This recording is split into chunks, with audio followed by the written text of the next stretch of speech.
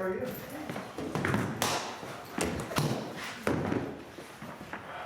How you doing? Good.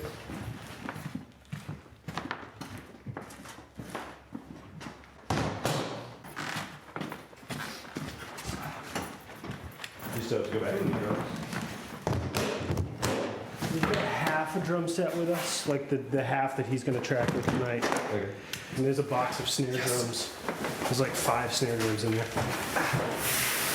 Oh God, what are we doing? I'm doing good. Ray and myself have been playing since about 2000. Yeah, it's one for the. And then he moved overseas for a bit and then came back and we started writing. And Todd was playing with Jason, who plays drums. They were playing in C-Comp together. So we got him to play drums, and Jeremy was Jason's roommate, so it all worked out. A full rhythm section waiting. I like to describe it as the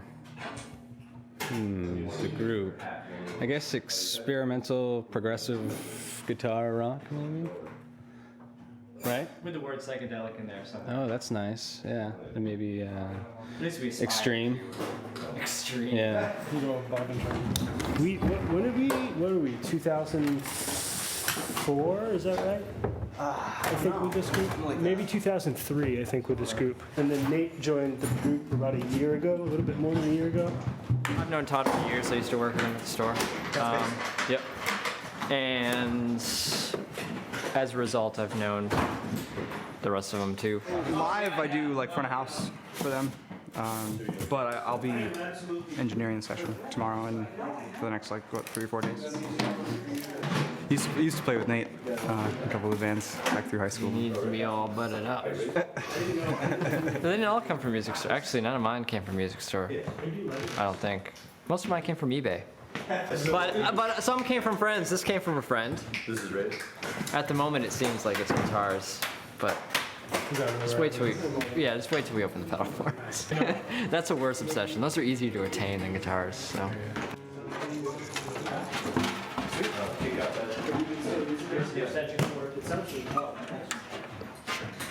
These two I bought because they belong to the drummer that played on Nick Drake's records. They probably weren't on the records themselves, but he sold them at the drum shop. He put them on consignment, so I bought them. I met him too. 1s, 57s, 57s, 421. He's got his D6. Fat head. I mean, we don't have to use it. We've got the fat heads for overheads and that TRP. It is a slinger loop. It has a really interesting kind of, like the rims on it, they bend in instead of out. Oh, yeah. And I don't know why, but it shortens the attack somehow. You know, it gives it a smaller sweet spot. I don't know, it's just the way that, when you hit. Who's running the drum show? Because you might as well get the mics that you're gonna use in position, Yeah. even if we don't have the preamps in it. Yeah.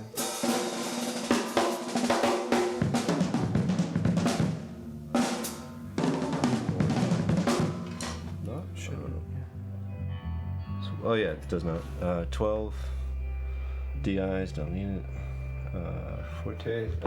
Everybody should be getting that vocal mic on 6 on the mixers. Check. Hey, Ray. Hey. Hey, Nate. Jason? You there? No, He doesn't have Oh. headphones on. How long does it take to put headphones on? he's changing his shoes. So we're definitely in phase. That's out of phase. Oh, yeah. So I think our distance is probably good. That's at least double. Can I get a Nate guitar, please? And distortion?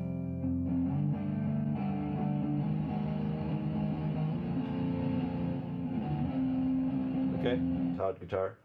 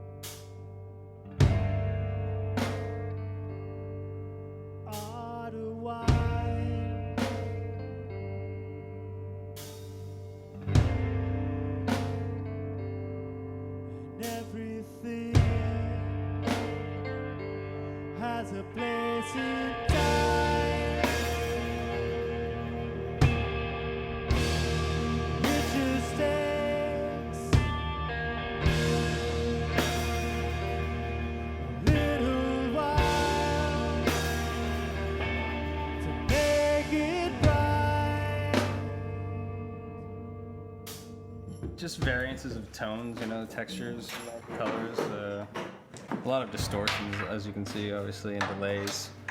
I like to get as wild a sound as I can a lot of the time.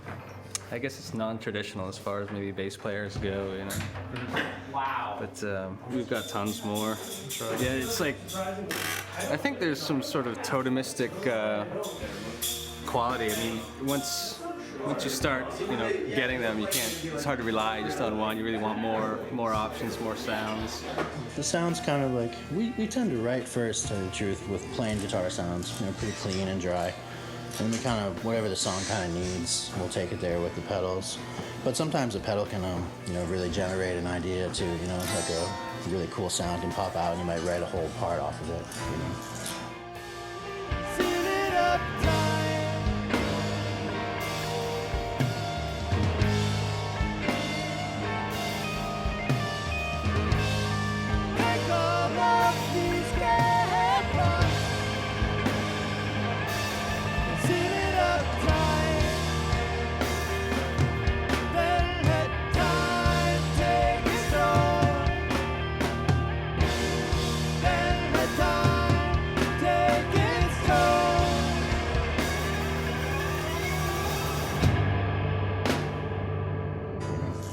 Same thing with guitars. You can buy a new guitar and like all these riffs can come out and you'd be like so shocked because you play all your other guitars and nothing will happen. I don't know if it's a certain way that guitars resonate or something, but they can pop out different ideas.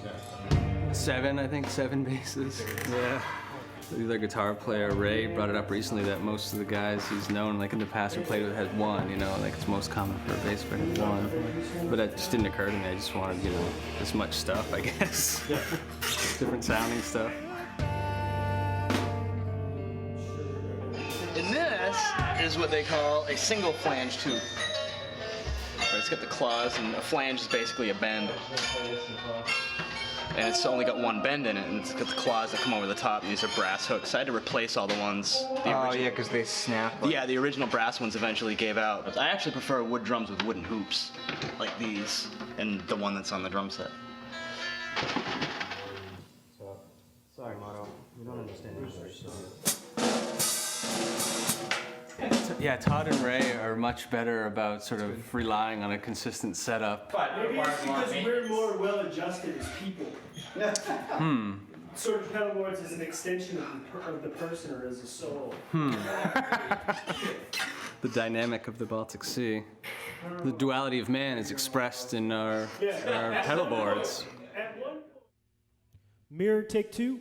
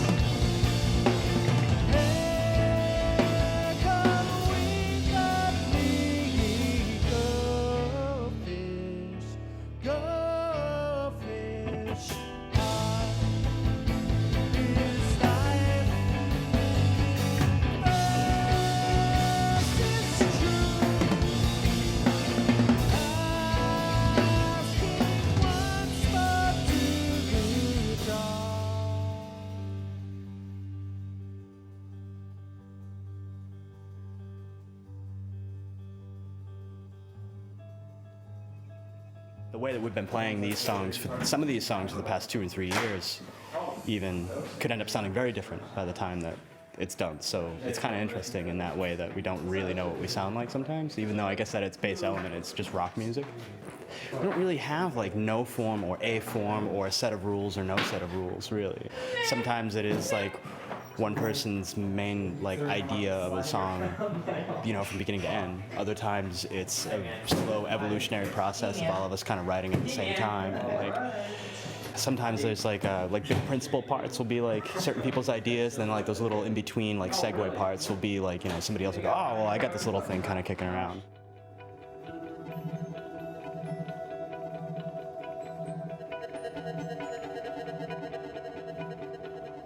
In general, I guess our brains are thinking of the same sound in either situation, but just in the studio we're able to really like nail specifically the sound that we're going for.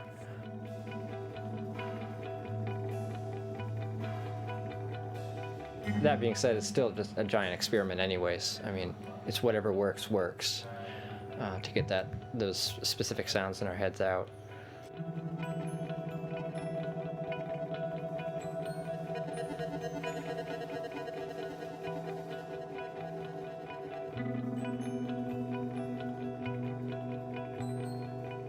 We have all these instruments at our disposal, you know, whether it be keyboards or guitars. Like, do I pick up guitar now or, you know, keyboard now? That sort of sound.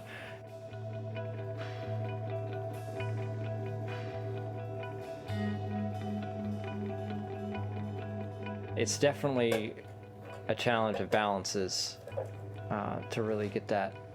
And it's something we're still working on. I mean, I think we'll always be working on it just because it's very hard to balance 3 guitars. It's really frustrating at times. Yeah, especially with a lot of the things we do with the volumes that we work at.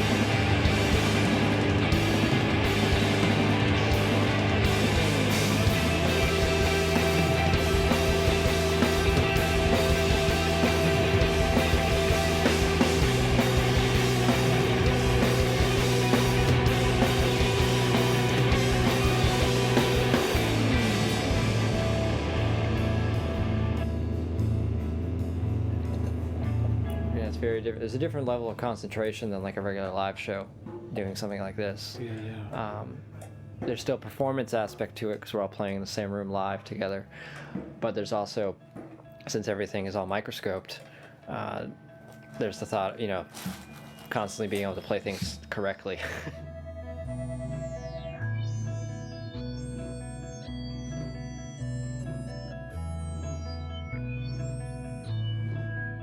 We write with our pedals And then when it comes to doing it in the studio, we don't rely on the pedals per se. We try to rely on, well, that amp and that guitar will make that sound better than what a pedal would. And then we try to replicate it live. So I think, I want to say live's more of an afterthought, but it's really not, because that's the way that we write, I guess. You know what I mean? The studio is about getting like the most organic sound possible. Well put, thank you.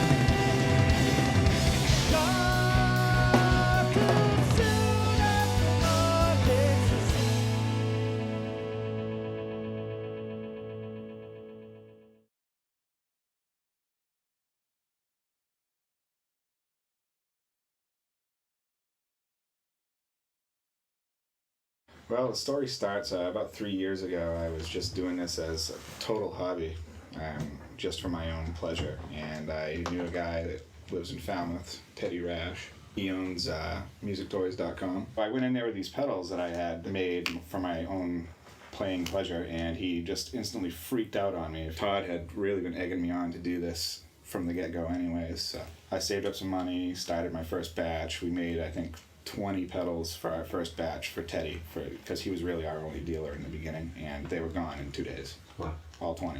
The starter pedal starts with the schematic and the board layout. This is for a Maharishi version 2. You can look at this, look at your circuit board, and with all the components I have on the wall over there, it basically goes together like a puzzle. It's going to be resistors, capacitors, switches. This is a populated board. I'll cut the leads to the length that they need to be, solder on the flip switches, the potentiometers. These are what the knobs are on all pedals, believe it or not. Inside the pedal, that's what they look like. This is something I made at work. It's a jig. All I'll do is fit it over the pedal. It's got some holes drilled in it that are specifically for the size of this punch.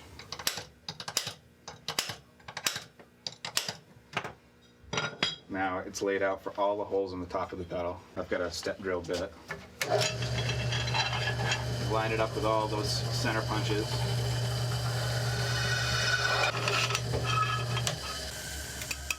That's it, one Maharishi coming up. From here, I would usually give him to Todd. He's kind of the middleman around here. So I drop him off with Todd, he would bring him to Pat, and Pat opens it and he starts painting. Just got a delivery from Todd. There's 2 different types of pedals in this order. One of them looks like the Maharishi. Alright. Got the blue paint. I think Todd had made some connection with Justin through the guitar shop that Todd works at. I'm not exactly sure how it all got rolling on their end, but Todd came to me and asked me if I'd be interested in coming up with some designs and hand painting the pedals. Maharishis are usually baby blue with a red tower, like an onion dome sort of mysterious tower. Dave Noyes, who's not here, who I share the studio with, and I sat down and we brainstormed names, colors, imagery, stuff like that. Lately I've been doing little word bubbles, so it looks like there's somebody inside the hole telling you that that's the output, like a cartoon. And then the Maharishi tower gets bumblebee stripes usually. And then I usually put a little ground for the tower to stand on. And I write different things on the back, depending on how much time I have or what's going through my head. But I think when we first got going, Justin asked that I write that they were hand painted. So I usually do that.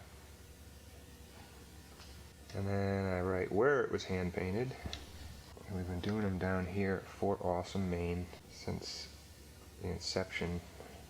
And then sometimes I also write made by humans. One more phase that I have to do, which is seal them with shellac. Yeah. Maharishi is a real classic. This is a sitar emulation pedal. This does sitar sounds, and it also sort of kind of does synth tones as well too.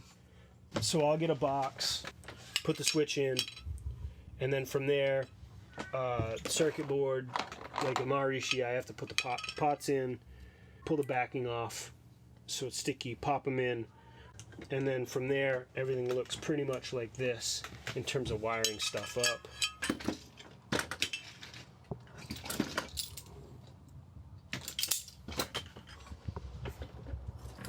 And then when it's all assembled, before I put any of the knobs or anything else like that on, I'll test them just to make sure that they're working. Did it right. They're happy. If not, then the troubleshooting begins.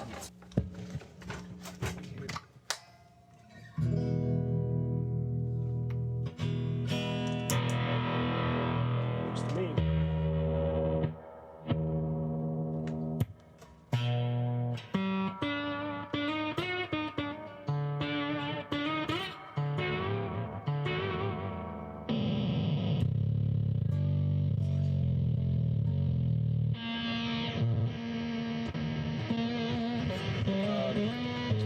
And then once it works, we're good.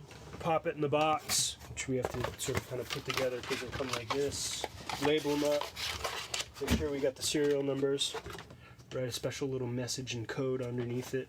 People all over the place use them. I mean, we sell them all over the world as orders come in. Like this order here is going to Sweden tomorrow. I just have to print out manuals for it, and then off it goes. For more professional type people, Wilco uses a bunch of our stuff. Sonic Youth's got some stuff, and there's a couple other guys as well too.